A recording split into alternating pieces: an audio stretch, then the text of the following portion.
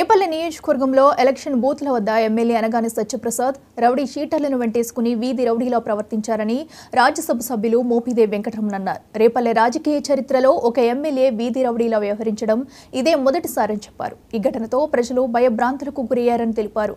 ప్రజలను భయపెట్టి గెలవాలనుకోవడం సిగ్గుచేటని, సత్యప్రసాద్ తాటాకు చప్పుళ్లకి భయపడేవారు ఎవరూ లేరని మోపిదేవి వెంకటరమణ అన్నారు. రౌడీ మొక్కలు వెంట పెట్టుకుని రౌడీ మేము ఎప్పుడు కూడా శాంతియుతమైన ప్రశాంతమైన వాతావరణంలో శాంతియుతంగా కార్యక్రమం పోలింగ్ ప్రక్రియ కొనసాగించాలి.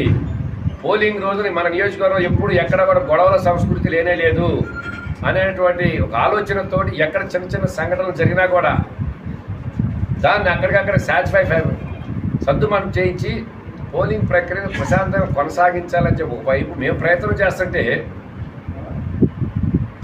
నువ్వు రౌడీ మొక్కలు వెంట పెట్టుకుని రౌడీజం చేసి యువతల వైసీపీ వాళ్ళతో నువ్వు భయపెట్టాలని చెప్పి ప్రయత్నం చేస్తున్నావు చూడు. ఇలాంటి కాకమ్మ చప్పులకి ఉడత ఊపులకి బెదిరేటటువంటి నాయకత్వం కార్యకర్తలు ఇక్కడ లేనే లేరు. టీఎన్ఏ రౌడీజం చేయడానికి వస్తే నీకన్నా ఎక్కువ రౌడీజం మేము చేయగలుగుతాం. నేను కావచ్చు, నా కార్యకర్తలు కావచ్చు, ఒక కనుసాయితోటే మట్టి కనిపిస్తానని కూడా చెప్తున్నాను. ఒక కనుసాయితోటే మీ రౌడీజం ఏంటో నా రౌడీజం ఏంటో తెలుసుకుందాం. కార్యకర్తలా కష్టపడి పనిచేస్తుంటే పెద్దలు కార్యకర్తలు చెప్తే అక్కడ పట్టణ కన్వీనర్గా కృష్ణ గారు ఉంటే ఆయనకు వార్నింగ్ ఇస్తావు. నువ్వు నేను మంచి తేడా తెలీదా? ఎవరు పడితే వాళ్ళని నువ్వు ఇష్టం వచ్చినట్టు వార్నింగ్లు ఇచ్చుకుంటూ కొట్టుకుంటూ వెళ్తే చూస్తూ చేతకాని దద్దములు ఎవరు ఉన్నారనుకున్నా ఏంటి నువ్వు ఇక్కడ? తస్మాత్ జాగ్రత్త. వీటన్నిటికి పర్యవసానం ఏంటంటే పోలింగ్ సరళి తెలుగుదేశానికి వ్యతిరేకంగా పడుతుంది, వైఎస్ఆర్సీపీకి అనుకూలంగా వస్తుంది అనేటువంటి ఒక స్పష్టత నీలో వచ్చింది. కాబట్టి నువ్వు ఓడిపోతున్నావు అనేటువంటి ఒక నిరాశ నిస్పృహల్లో నువ్వు చేసినటువంటి దుర్మార్గాలకు నిదర్శనమే నిన్న జరిగిన సంఘటనలు. ఒక పెద్ద మనిషిగా పట్టణ కన్వీనర్గా ఉన్నటువంటి గడ్డకృష్ణ గారిని తొలనాడి మాట్లాడతావు. ఒక దళితుడైనటువంటి ఓబేదిని చేసుకున్నావు.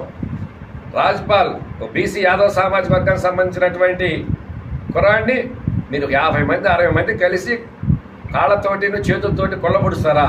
మీ అన్నదమ్ములు ఇద్దరు కలిసి మెడ పట్టుకుని తలల మీద కొడతారా?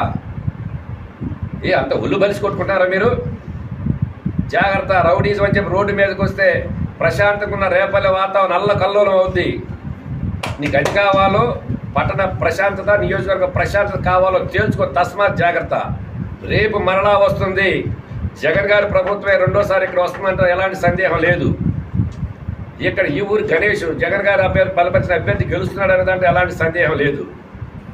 ఇలాంటి పరిస్థితుల్లో బీసీల మీద, దళితుల మీద దాడులు చేయడానికి నీకు అంతకన్నా సిగ్గు అనిపించట్లేదా?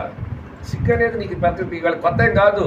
నాకు బిఆర్ అంబేద్కర్ భవన్ రేపల్లె పట్టణం నిర్మించాలని చెప్పి 10 సంవత్సరాల క్రితం నేను శాంక్షన్ చేయించి డబ్బులు ఇస్తే గడచిన 5 సంవత్సరాల నువ్వు అధికారంలోకి వచ్చిన 5 సంవత్సరాల్లో అంబేద్కర్ భవన్ ఏంటి, పట్టణ నడిబొడ్డు ఉన్నటువంటి ఎక్కడో ఊరు బయట తీసుకెళ్ళి కట్టాలని చెప్పి ఆలోచన కుట్ర చేసి దాని నిర్మాణాన్ని ముందుకు వెళ్ళనీయకుండా ఆపినటువంటి దళిత వ్యతిరేకి నువ్వు. మేము ఎప్పుడు